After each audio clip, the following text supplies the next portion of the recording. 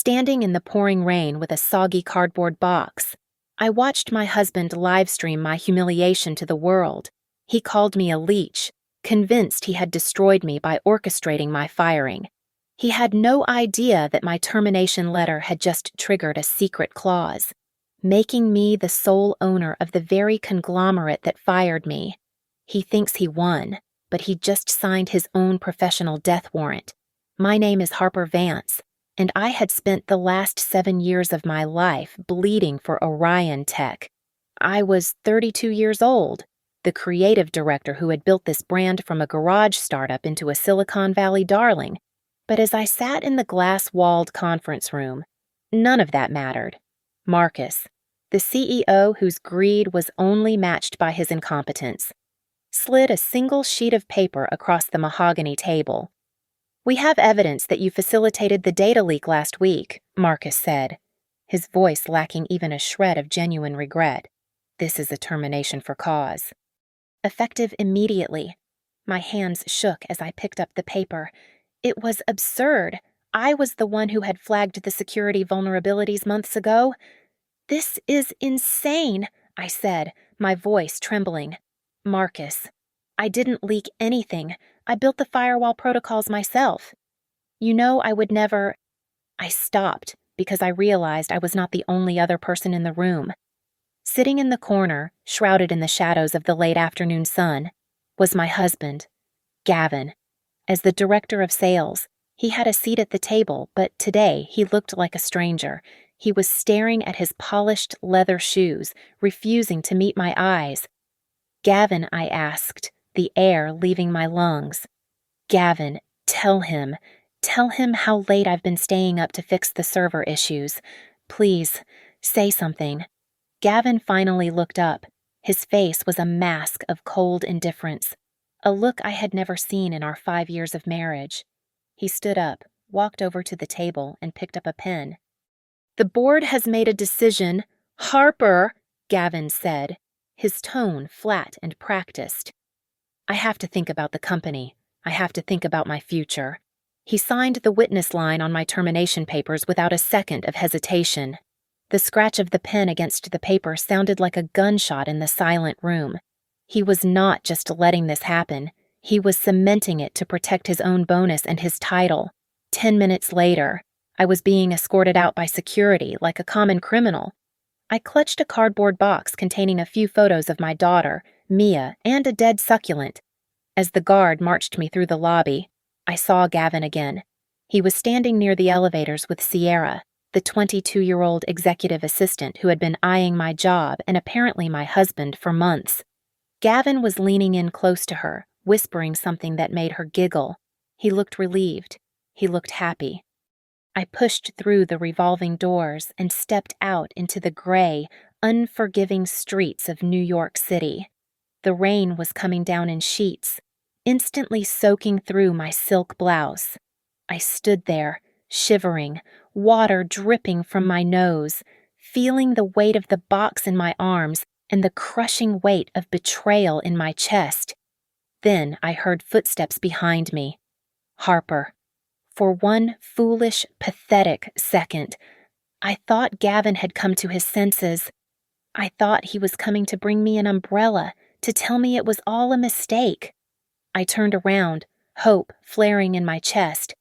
Gavin was there, but he was not holding an umbrella. He was holding his smartphone, mounted on a stabilizer. The camera lens pointed directly at my face. The live stream indicator was blinking red. "What are you doing?" I asked, wiping rain from my eyes. Gavin ignored me. He looked into the camera, flashing that charming, dimpled smile that had fooled me for half a decade. "Hey guys, welcome back to the stream," Gavin said, his voice projecting that fake influencer energy he used to sell tech courses online. "I told you I was going to make some big changes today. Look at this." He panned the camera to zoom in on me. I must have looked pathetic, a drowned rat clutching a box of trash, my mascara running down my cheeks. "Gavin, stop it, please," I whispered, stepping back. Sometimes, to reach the next level of success, "You have to trim the fat," Gavin narrated to his thousands of followers. "You have to cut off the parts that are rotting. This is what failure looks like. Guys, say goodbye to the leech who has been holding me back." He moved the camera closer, capturing my devastation in high definition. "You're fired, honey." He laughed, a cruel sound that cut through the noise of the traffic. "Don't bother coming home tonight. I need space to focus on my grind." I stood frozen as he turned and walked back into the warmth of the lobby, still talking to his audience. The realization hit me harder than the cold rain. This was not just about the job. He had planned this. He wanted the company shares. He wanted our assets. And by painting me as unstable and incompetent online, he was setting the stage to take full custody of Mia. My phone buzzed in my pocket. I pulled it out with wet fingers. The notification bar was exploding. Gavin's video was already viral. Strangers were commenting, "LMAO, look at her face. What a loser. Gavin is a savage for this." I hailed a taxi, my hand shaking so hard I nearly dropped the phone.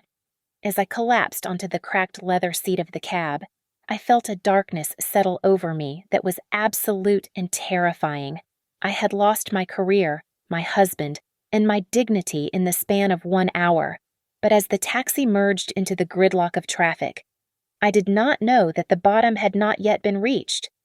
I closed my eyes and let the tears finally fall. The elevator ride up to the penthouse felt sickeningly smooth, a stark contrast to the turbulence tearing my life apart. I stood before the solid oak door of the apartment I had paid for with my bonuses over the last 3 years and punched in the passcode. Beep, beep, beep. Error. My fingers trembled as I tried again. It was Mia's birthday. It had always been the code. The red light flashed again, mocking me. He had changed it. In the time it took me to cross the city in a taxi, Gavin had erased my access to my own home. My phone vibrated violently in my hand. It was an email, not from Gavin, but from a law firm I recognized. The subject line made my knees buckle. "Emergency motion for temporary custody and dissolution of marriage." I skimmed the legal jargon through blurred vision. The words "unstable mental state," "public breakdown," and "danger to the minor child" leaped out at me. They were using the live stream. They were using my reaction to being fired, a reaction Gavin had provoked and filmed as evidence that I was unfit to be around my 4-year-old daughter. I dropped the phone and pounded on the door with both fists. "Gavin, open this door!" I screamed, my voice cracking. "Gavin, I know you're in there. Give me my daughter." The intercom light flickered on. I stared into the camera lens, knowing he was watching me from the safety of the living room. "Go away." "Harper," Gavin's voice came through the speaker, tinny and distorted. "You're making a scene. Again. I want to see Mia." I sobbed, leaning my forehead against the cold wood. "Please." "She's my daughter. You can't do this. I'm protecting her," he replied, his voice devoid of any warmth. "Have you checked the internet lately? Thousands of people agree that you look deranged. Do yourself a favor and go get help. If you keep banging on the door, I'll call the police. The order is already active." The intercom clicked off. Silence engulfed the hallway. I stood there for a long moment, listening for the sound of tiny footsteps or a child's voice, but I heard nothing. I wandered the streets for another hour before finding a dilapidated motel in Queens with a flickering neon sign that buzzed incessantly. When I handed the clerk my credit card to pay for the room, he swiped it and frowned. Declined. He grunted. I tried the debit card. Declined. Gavin had frozen the joint accounts. He had cut off my lifeline. I dug through my purse, my wet hands shaking, and scraped together $80 in crumpled bills. It was enough for one night in a room that smelled of stale cigarette smoke and despair. I sat on the lumpy mattress, shivering in my damp clothes. I should have been sleeping, but I unlocked my phone and opened the video again. I needed to understand how he had done this. I watched Gavin narrate my destruction. I watched myself cry. Then I froze the frame. In the background of the video, just behind Gavin's shoulder, Sierra was visible. She was laughing, her hand raised to her neck. I zoomed in. My breath hitched. Hanging around her neck was a delicate silver chain with a sapphire teardrop pendant. I had searched the entire apartment for that necklace last month. I had cried over losing it because it was a gift from my mother. I told Gavin I must have dropped it at the gym.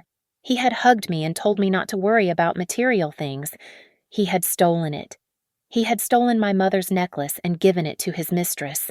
The tears stopped instantly. The sorrow that had been drowning me evaporated, replaced by a cold, hard knot of fury in the center of my chest. This was not just a breakup. This was a demolition. He wanted to erase me. My phone rang, startling me in the quiet room. It was a landline number with a Washington, D.C. area code. I almost let it go to voicemail, assuming it was a reporter or a debt collector, but something compelled me to answer. "This is Harper," I said, my voice raspy. "Good evening, Mrs. Vance." A deep, formal voice spoke on the other end. "My name is Arthur Eldridge. I am the personal attorney for Mrs. Eleanor Vance." I blinked, confused. Eleanor was my great-aunt on my father's side, a recluse I had not seen in 20 years. I don't understand," I stammered. "I am afraid I have bad news." "Mr. Eldridge said, his tone softening slightly. "Mrs. Eleanor passed away yesterday morning. However, she left very specific and, frankly, quite unusual instructions regarding her estate. She named you as her primary beneficiary." "Me?" I asked, looking around the peeling wallpaper of the motel room. "I haven't spoken to her since I was 12. She kept track of you." "Mrs. Vance?" Eldridge replied. "She was quite aware of your situation. Or rather, the situation she anticipated you might face. I need you to come to my office tomorrow morning at 9 o'clock. It is imperative regarding your future." I looked at the frozen image of Sierra wearing my necklace on the phone screen. I had nothing left to lose. "I'll be there," I said. I walked into the lobby of Eldridge and Partners feeling like an imposter. The floors were polished marble that cost more than my entire education, and the air smelled of old money and expensive cologne. I was still wearing the wrinkled trousers and blouse from the day before, stained with rain and sweat. The receptionist looked down her nose at me, but after I whispered my name, her demeanor shifted instantly to terrified, polite reverence. Mr. Eldridge was waiting for me in a corner office that overlooked the entire city. He was an older man with silver hair and eyes that seemed to see right through my disheveled appearance. He gestured for me to sit. "Harper, I will be brief because we have a lot of paperwork to cover," Mr. Eldridge said, sliding a thick leather binder toward me. "Your great-aunt Eleanor was not just a retiree living in the countryside. She was the largest anonymous shareholder of Helios Capital." I blinked, trying to process the words. Helios Capital was a titan. They were the apex predators of the business world, known for swallowing up tech companies and restructuring them into gold mines. "Helios," I asked, my voice barely a whisper, but she lived in a farmhouse. She knit sweaters. She preferred privacy," Eldridge replied with a faint smile. "But she watched you. She admired how you built your career without asking for a dime. She wrote a specific clause in her trust. She called it the Phoenix Protocol." He opened the binder to a page marked with a red tab. The entire estate, including the controlling interest in Helios Capital, was to remain in a blind trust until 2 conditions were met. First, her passing. Second, you had to experience a professional or personal catastrophe that stripped you of your resources. I stared at him. The firing, the public shaming. It was the key. She believed that true leaders are forged in fire. Eldridge continued, handing me a heavy fountain pen. "The termination letter you received yesterday was the final trigger. By signing this, You accept full control of her assets. The total valuation is approximately $4 billion. My hand shook as I took the pen. $4 billion. It was a number so large it felt abstract. I signed my name, the ink flowing dark and permanent. "There is one more thing," Eldridge said, his expression turning serious. "As the new majority owner of Helios, you should know about the acquisition our acquisition department finalized at 9 o'clock this morning. We purchased the distressed debt of a mid-sized tech firm that was on the verge of bankruptcy due to mismanagement." He slid a thin blue folder across the desk. I opened it, and the logo at the top of the page made my heart stop. "Orion Tech. We own their debt," I asked, looking up. "We own them," Eldridge corrected me. "Effectively, you are now the primary creditor and owner of Orion Tech. You own the building, you own the intellectual property, and you are the boss of the men who fired you." A strange, cold sensation washed over me. It was not joy, but something sharper. It was power. "I want to see the financials," I said, my voice steady for the first time in 24 hours. "I want to see everything Marcus and Gavin have been hiding." Eldridge nodded and typed a command into his laptop. A spreadsheet appeared on the wall monitor. It took me less than 5 minutes to spot it. There were transfers labeled marketing consultation going to a shell company I did not recognize, totaling over $2 million. There were personal expenses charged to the corporate account luxury hotels, jewelry, and flights.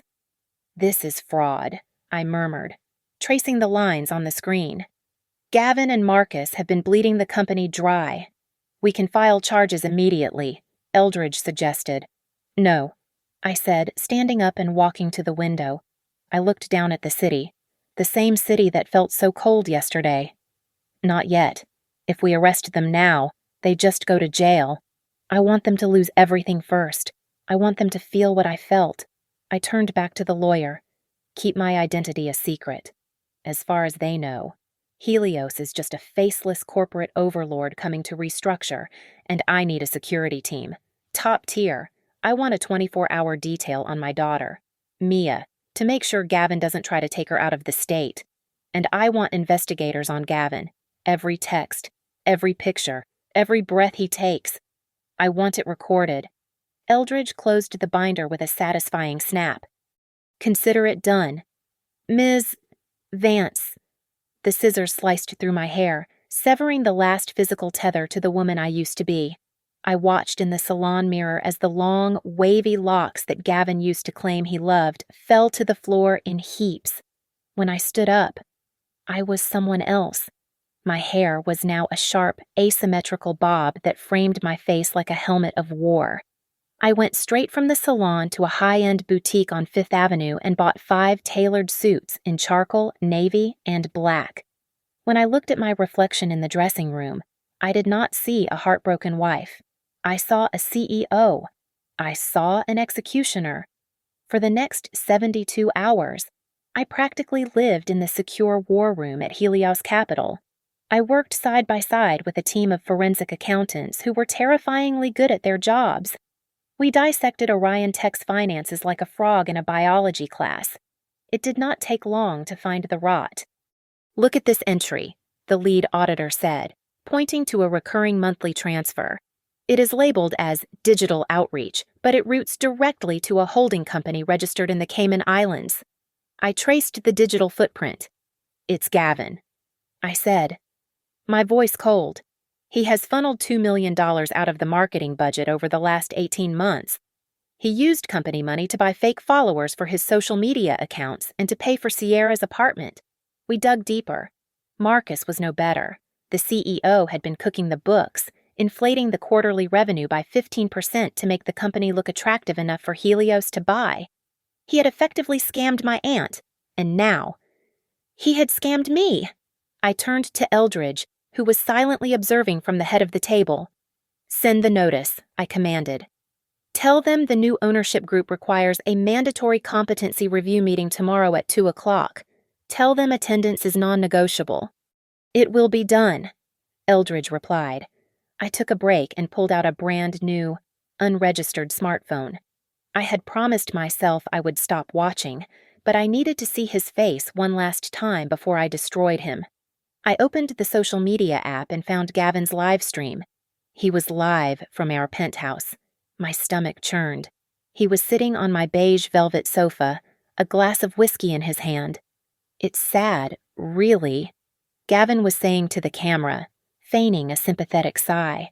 Harper has been texting me nonstop. She is begging to come back. She says she'll do anything. But guys, you have to have standards. You can't let toxicity back into your life. I gripped the phone so hard my knuckles turned white. He was lying. I had not sent him a single word since I left the building. Then, Sierra walked into the frame. She was wearing my silk robe, the one I had bought for our anniversary trip to Paris. She sat on the arm of the sofa and took a sip from the whiskey glass. "Babe, don't let her bring you down," Sierra purred, looking directly into the lens. "You're the victim here." The audacity was breathtaking. They were celebrating their victory in my home, wearing my clothes, drinking my liquor, and slander my name to the world.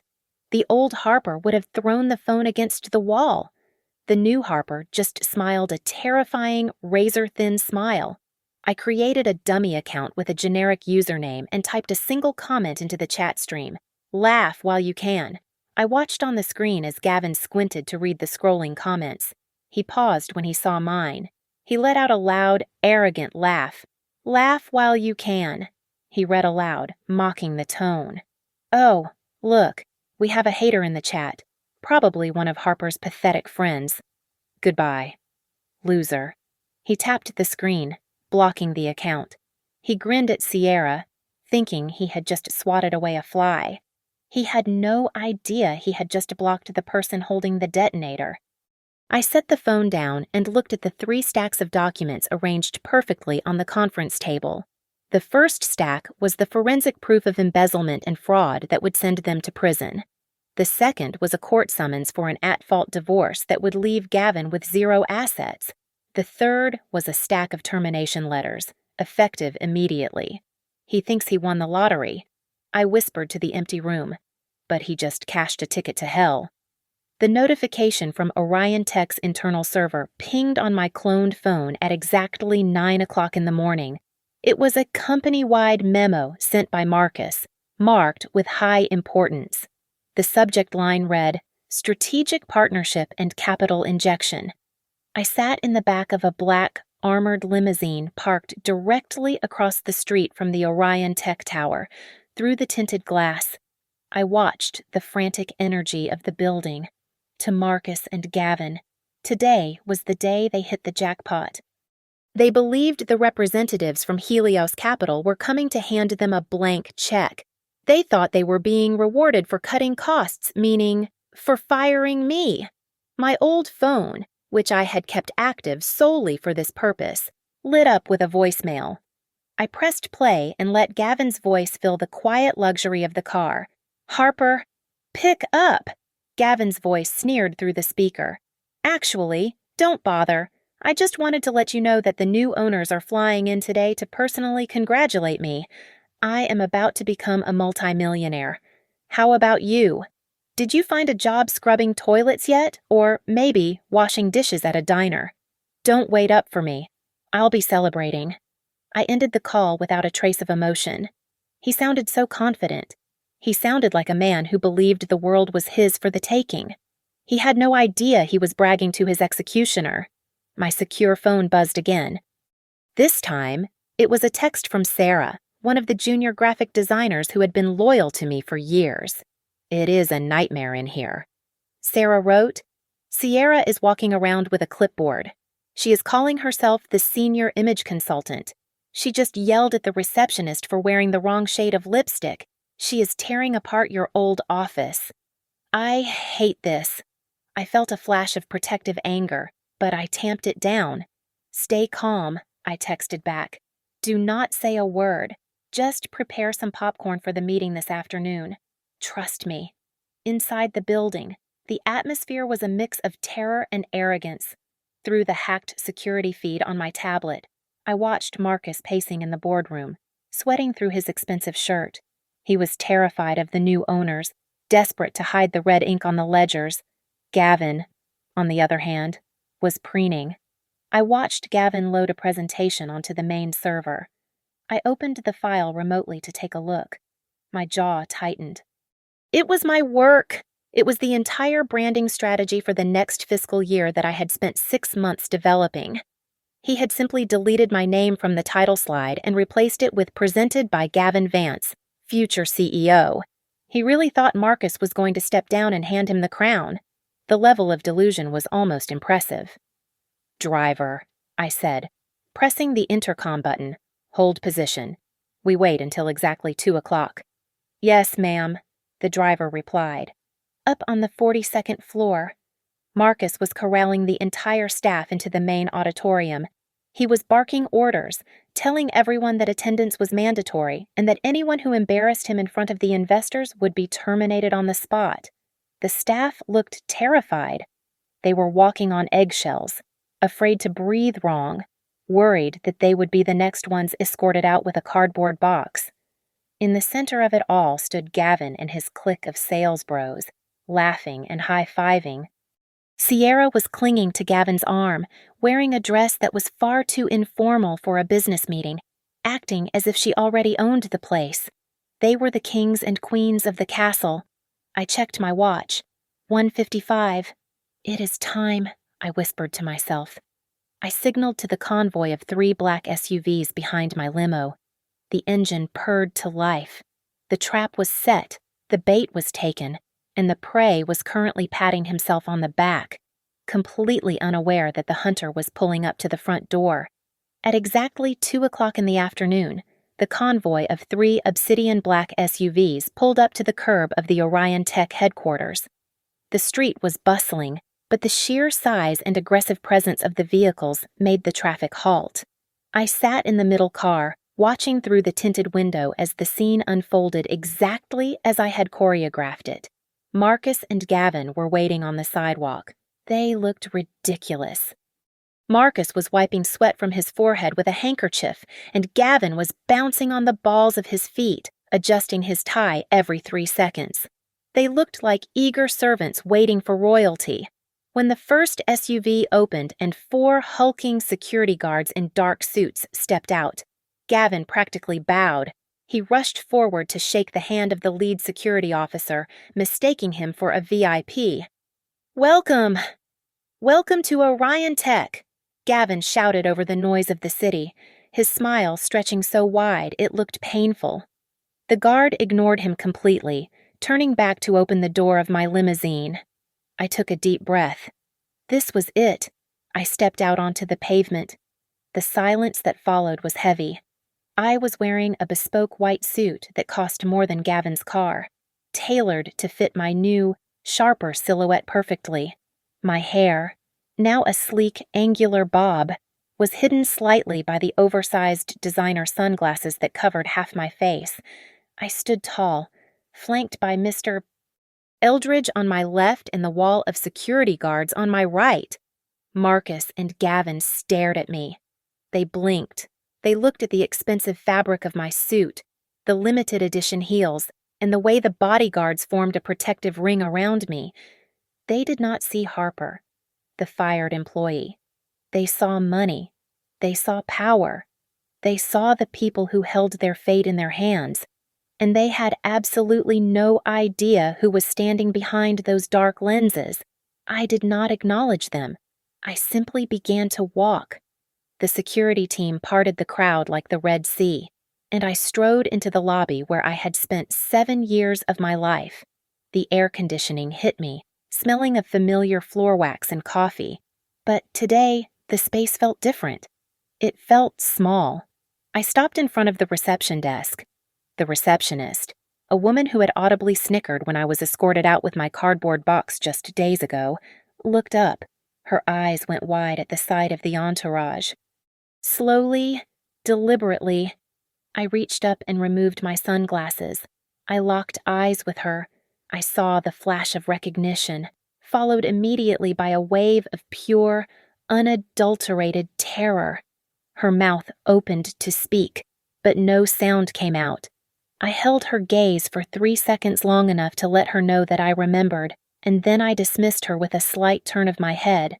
I continued toward the elevators. That was when Gavin finally found his voice. He and Marcus had scrambled to catch up with us, weaving through the security detail. "Excuse me." "Excuse me," Miss Gavin called out, jogging to get in front of me. He planted himself between me and the elevator bank, holding up a hand. "I am sorry, but you can't go up there. We are in the middle of a security lockdown. We are expecting the chairman of Helios Capital any second now." I stopped. I looked at him. He was standing less than 2 feet away from me, looking into my eyes, and he still did not see me.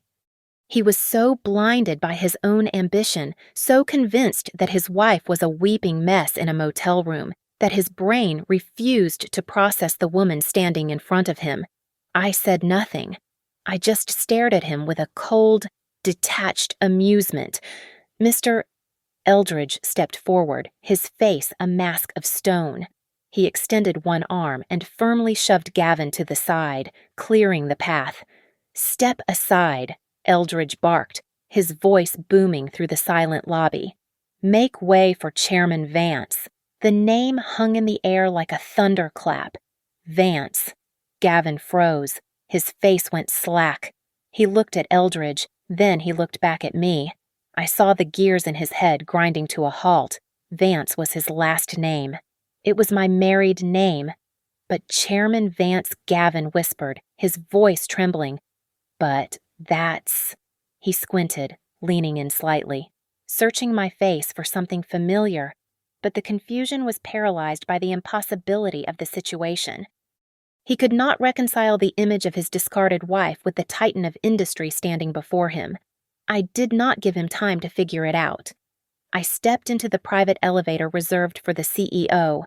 Mr. Eldridge and 2 guards followed me in. As the doors began to slide shut, I saw Gavin still standing there, his mouth slightly agape, looking like a man who had just seen a ghost but was too stupid to be scared yet. The lobby behind him erupted into chaotic whispers as the silver doors clicked shut, sealing me in the quiet ascent to the 42nd floor. The hunt was on. The boardroom was colder than I remembered, or maybe it was just the temperature I had requested the building manager set it to 65 degrees, just enough to make everyone uncomfortable. I sat in the massive leather executive chair at the head of the long mahogany table, my back turned to the heavy double doors. I could hear the hushed breathing of the 20 senior executives seated behind me. They were terrified. They knew a hostile takeover was happening, but they did not know who the executioner was. The doors burst open. "We are so sorry for the delay." Mr. Chairman Marcus's voice boomed, breathless and eager. There was a confusion in the lobby. "Please, allow us to..." I waited for the sound of their footsteps to reach the middle of the room. Then, I dug my heel into the carpet and spun the chair around slowly. The silence that hit the room was absolute. It was the kind of silence that happens right before a bomb goes off. I crossed my legs and rested my chin on my hand, looking from Marcus's sweating face to Gavin's pale, slack-jawed expression. "Hello." "Marcus," I said, my voice smooth and deadly calm. Then I shifted my gaze to my husband. "Hello, hubby. How was the live stream today? Did you get enough likes?" Marcus blinked rapidly, his brain misfiring. "Harper," he choked out, his face turning a blotchy red. "What? What are you doing in that chair? This is a meeting for the new owner's security. Where is security? Get this woman out of here right now." He turned to the door, waving his arms frantically. "Sit down." "Marcus," I commanded. I did not shout, but the authority in my voice made him freeze. I picked up the remote control on the table and pressed a single button. The massive projection screen behind me hummed to life. It did not display a PowerPoint presentation. It displayed a high-resolution scan of a legal document certificate of majority ownership and debt assumption, Helios Capital, and right below it, my signature. I am not here to beg for my job back, I said, standing up slowly. I am not a disgruntled ex-employee. I am the person who just bought the distressed debt of this garbage company. I own the building. I own the servers. And as of this morning, I own every single mistake you have made. Before they could process the horror of that statement, the doors flew open again. Sierra stormed in, her face flushed with indignation. "What is taking so long?" she screeched, not looking at the room. "Gavin, tell them to kick that crazy woman out." She was in the lobby. She spotted me at the head of the table and pointed a manicured finger. "You," she yelled. "Get out! You are trespassing, Gavin. Call the police." Two of my bodyguards stepped out from the shadows near the wall. They did not speak. They simply blocked her path like a human wall. Sierra gasped, stumbling back in her high heels. "Let her watch." I told the guards. "She likes to be on camera, doesn't she?" I clicked the remote again.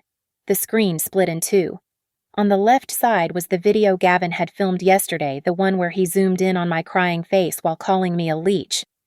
On the right side was a live feed of the Orion Tech stock price, which was currently in a free fall, indicated by a jagged red line pointing straight down. "You thought destroying me was content," I said, walking around the table toward them. The clicking of my heels was the only sound in the room. "You thought you could monetize my humiliation. But look at the screen. Gavin, that red line. That is your legacy. You turned a billion-dollar company into a joke because you were too busy chasing clout." Gavin was shaking. He looked at the screen, then at me, then down at his hands. He looked like he was going to vomit. "Harper, he stammered, his voice cracking. "I didn't. It was just a joke. Save it." I cut him off. I pointed to the podium at the front of the room. "You prepared a presentation for the new owners, didn't you? You stole my work, put your name on it, and planned to take credit for my strategy to save this company." I sat back down and gestured to the empty stage. "Go ahead." "Gavin," I said, smiling without any humor in my eyes. "Present. Dazzle me. Show me why I shouldn't liquidate this entire department right now." Gavin looked at Marcus for help, but Marcus was staring at the floor, defeated. Gavin swallowed hard, his Adam's apple bobbing. He walked to the podium with legs that looked like jelly. He fumbled with his laptop, his hands trembling so violently he dropped the connector twice. "The strategy," Gavin began, his voice a whisper. Louder. I said, "I can't hear you over the sound of your career dying." He took a breath, tears welling in his eyes, and began to read my words off the screen, knowing that every single person in the room knew he was a fraud. It was pathetic. It was excruciating. And it was the best show I had ever seen. "Actually, stop right there," I interrupted, my voice cutting through his stammering like a knife. "We do not need to hear about the synergy of the sales funnel. I think the board would be much more interested in the expense report." Gavin froze, his mouth hanging open mid-syllable. "But the presentation," he whispered. I pressed the button on the remote. The screen behind him flickered, replacing my stolen work with a spreadsheet that was glowing in high-contrast red. "Let's discuss the client acquisition budget," I said, standing up and walking toward the screen. I pointed to a highlighted line item. $30,000 for a weekend retreat in Cabo San Lucas last month. Funny. I checked our client list, and we do not have a single partner in Mexico, but I did notice that Sierra posted a bikini photo tagged at the Ritz-Carlton on those exact dates. Gavin turned pale, the blood draining from his face so fast he looked like a wax figure. That was a prospecting trip," he choked out, sweat dripping down his temple. "We were scouting." Scouting. I clicked the remote again. A scanned invoice appeared. "You charged a diamond bracelet to the corporate card under office supplies." unless we are stapling papers with diamonds. Gavin, this is embezzlement. He opened his mouth to lie again, but I hit the spacebar on my laptop. A digital audio file began to play over the conference room speakers. The sound quality was crystal clear. It was a conversation recorded inside Marcus's office 2 weeks ago. She is getting too close to the books. Marcus! Gavin's voice filled the room, sounding arrogant and smug. If we don't get rid of her, she's going to see the transfers. We have to frame her for the data leak. Just sign the termination papers, and I'll handle the rest. The silence that followed was suffocating. Every executive in the room turned to look at Marcus. The CEO, who had been trying to shrink into his chair, suddenly jumped up. It was him, Marcus shrieked, pointing a trembling finger at Gavin. He forced me. He said he would ruin me if I didn't go along with it. I didn't want to fire you. Harper! It was all Gavin's idea. You coward, Gavin yelled back, his composure shattering completely. You signed off on every single check. Enough! I slammed my hand down on the table, silencing their bickering. I turned my gaze to Sierra, who was trying to edge toward the door. She froze when my eyes locked onto her. And you, I said, my voice dropping to a dangerous whisper. That Hermes bag you are clutching so tightly, it is beautiful. It cost $20,000. Did you know that the server vendor added a 40% markup on our last contract just to kick that money back to Gavin so he could buy it for you? That bag isn't a gift. Sierra, it is evidence of bribery and kickbacks. Sierra looked down at the bag as if it were suddenly burning her skin. She dropped it on the floor. I didn't know. She sobbed. He told me he was rich. He isn't, I replied coldly. And neither are you. Because exactly 30 minutes ago, my legal team transmitted every single invoice, audio file, and forged document to the Federal Bureau of Investigation and the Securities and Exchange Commission. Agents are likely parking downstairs as we speak.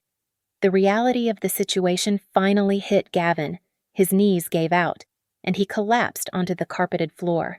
He crawled toward me, grabbing the hem of my pants before the security guard could kick him away. Harper, please, he blubbered, tears streaming down his face, mixing with the snot running from his nose. You can't do this. Think about Mia. I am her father. You can't send her father to prison. She loves me. Please, baby, for our family.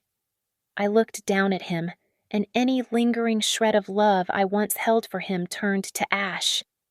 Do not say her name, I hissed, stepping back from his touch. You used our daughter as a weapon. You locked me out of her home.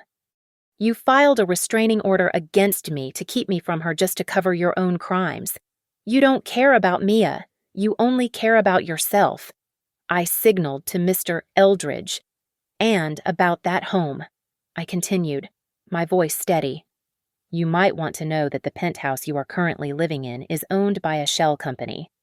That company is a subsidiary of Helios Capital. I just signed an eviction notice effective immediately due to breach of contract. Gavin stared up at me, his eyes wide with horror. You have nowhere to go, I said, looking from him to Sierra. You are unemployed. You are under federal investigation, and you are homeless, all in the span of 1 hour. I turned my back on them and walked toward the window. Get them out of my sight. Open the doors, I commanded, my voice projecting clearly to the back of the room. Mr. Eldridge nodded to the security team. They pushed open the heavy double doors of the conference room, revealing the entire floor of employees who had been huddled outside, listening to the shouting. Hundreds of eyes widened as they took in the scene. They saw their CEO, Marcus, slumped in a chair, weeping into his hands. They saw Sierra shivering in the corner, and they saw Gavin, the man who had strutted through the office like a king just this morning, kneeling on the floor in a puddle of his own disgrace. I stood tall, smoothing the lapel of my white suit. Attention, everyone, I said, addressing the crowd of terrified staff, effective immediately. Marcus Thorne and Gavin Vance are terminated for cause. The reasons include grand larceny, corporate espionage, and gross misconduct. Security will escort them out of the building the moment the police arrive. Something in Gavin snapped. The humiliation was too much for his fragile ego to handle. He let out a guttural roar, scrambling to his feet with a look of pure, unhinged hatred.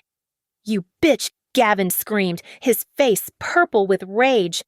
"I will kill you! You ruined everything!" He lunged at me, his hands reaching for my throat. I did not flinch. I did not even blink. Before he could get within 3 feet of me, my lead bodyguard intercepted him. With a practiced motion, the guard slammed Gavin face first onto the carpet. The sound of his body hitting the floor echoed through the silent room. 2 other guards immediately pinned his arms behind his back, pressing his cheek into the dust. I looked down at him. It was a perfect mirror image. Just 48 hours ago, I was the one being dragged out, powerless and sobbing, while he stood above me, laughing and filming. Now, the roles were reversed, but unlike him, I was not laughing. I was executing a sentence. I walked over and crouched down so my face was inches from his ear. He was panting, struggling against the weight of the guards. "You want to be famous." "Right," I whispered, my voice dripping with cold irony. "You love the camera. You love the attention. I will help you." I stood up and pointed to the marketing manager, who was standing in the doorway, holding a professional camera rig used for company announcements. "Start the live stream," I ordered. "On the official Orion Tech page, we are going global." The manager hesitated for a second, then nodded frantically. "Yes, Ms. Vance. We are live in 3, 2, 1.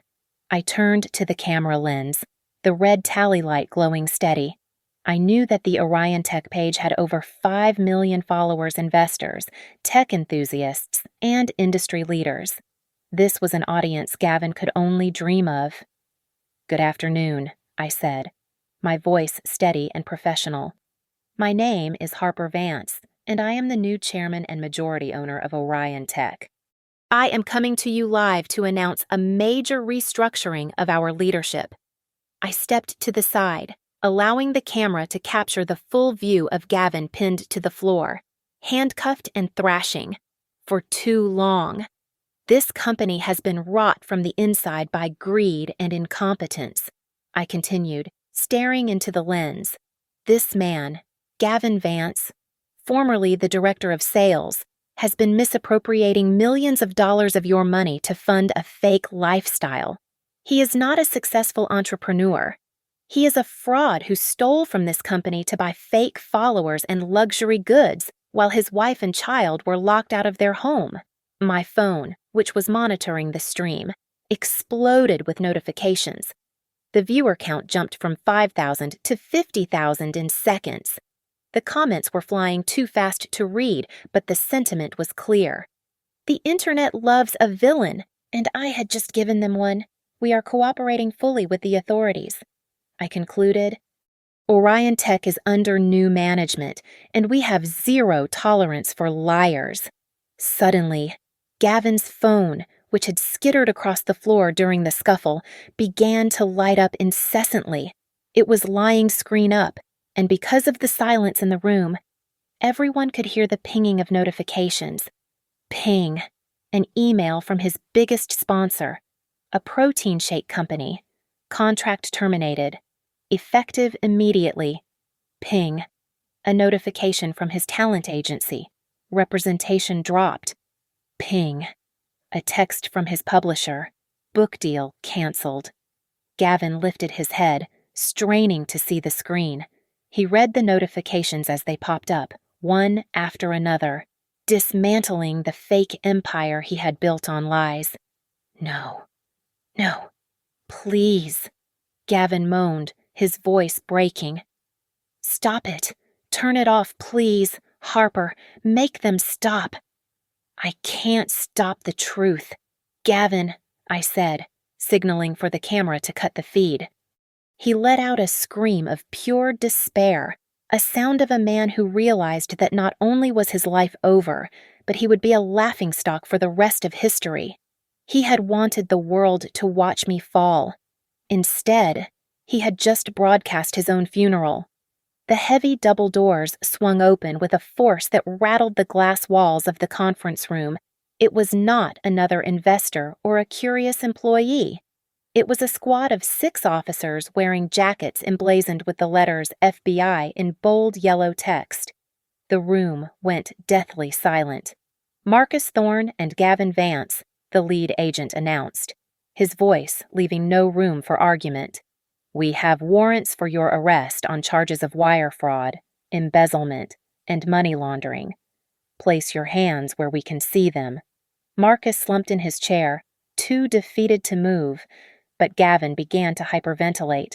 The officers moved in with practiced efficiency, pulling Gavin's arms behind his back and snapping the cold metal cuffs onto his wrists. In the chaos, Sierra tried to slip away.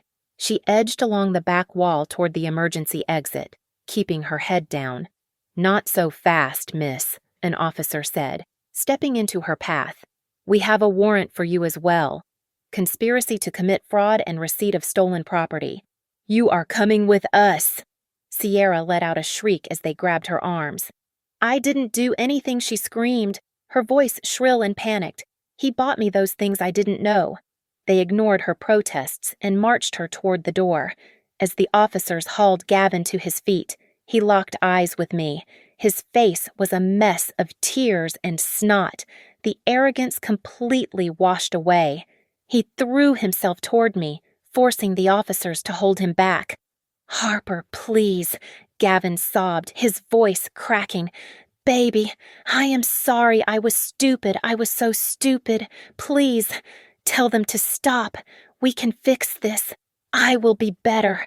I will be the husband you deserve. Think about our vows. I looked at him, and I felt absolutely nothing. The anger was gone. The sadness was gone. There was only a cold, clean sense of finality. I reached into my pocket and pulled out a folded piece of cardboard. It was the box. The same soggy, miserable box I had carried out into the rain just 48 hours ago.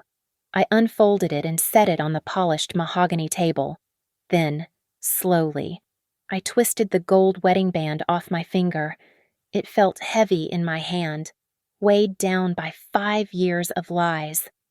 I tossed the ring into the empty cardboard box. It landed with a hollow thud. Take it and go, I said, my voice steady and quiet. This is all you have left. Gavin stared at the box, his shoulders sagging as the last bit of hope left his eyes. The officers shoved him forward, leading him out of the room. I followed them to the doorway. The hallway was lined with hundreds of employees. They stood in silence, watching the man who had terrorized them for years being led away in handcuffs. Gavin had to walk the gauntlet. His head hung low, feeling the weight of their judgment just as I had felt his. But this time, there was no pity in their eyes, only justice. When the elevator doors closed on his weeping face, I turned back to the room. The staff looked at me, uncertain and afraid for their own futures. Listen to me, I said, raising my voice to be heard by everyone. The rot is gone. Orion Tech is going to be rebuilt. We are going to restructure everything, and this time, we are going to do it with integrity.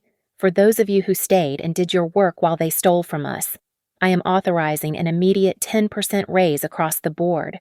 We have a lot of work to do. A murmur of disbelief rippled through the crowd, followed quickly by applause. It started slow, then grew until it filled the entire floor. Mr. Eldridge stepped up beside me and handed me a thin envelope. The judge just signed the emergency order, he said, a rare smile touching his lips. Based on the arrests and the evidence of financial instability, you have been granted full, sole custody of Mia. He cannot go near her again. I took the paper, clutching it to my chest like a shield. That was the only victory that truly mattered. I walked toward the private elevator, my heels clicking rhythmically on the floor. I pressed the button, and as the doors slid open, a beam of golden afternoon sunlight cut through the lobby windows, illuminating the space where I had once stood in the rain. I stepped inside and pulled out my phone. I dialed the number for the nanny. "Hello." Her voice answered. "It's me," I said, tears finally stinging my eyes, but they were tears of relief. Put Mia on the phone. A second later, I heard the sweet, breathless voice of my daughter. "Mommy, I'm coming home, baby," I said, leaning my head back against the cool metal wall. "We are safe now. Mommy is coming home." The elevator doors slid shut, sealing out the noise of the world, leaving me in the quiet peace of a battle won. Thank you so much for listening to this story. I would love to know where you are tuning in from today, so please leave a comment below sharing your location and your thoughts on Harper's Revenge.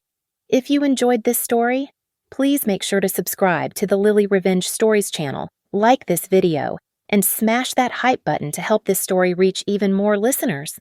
Your support means the world to us.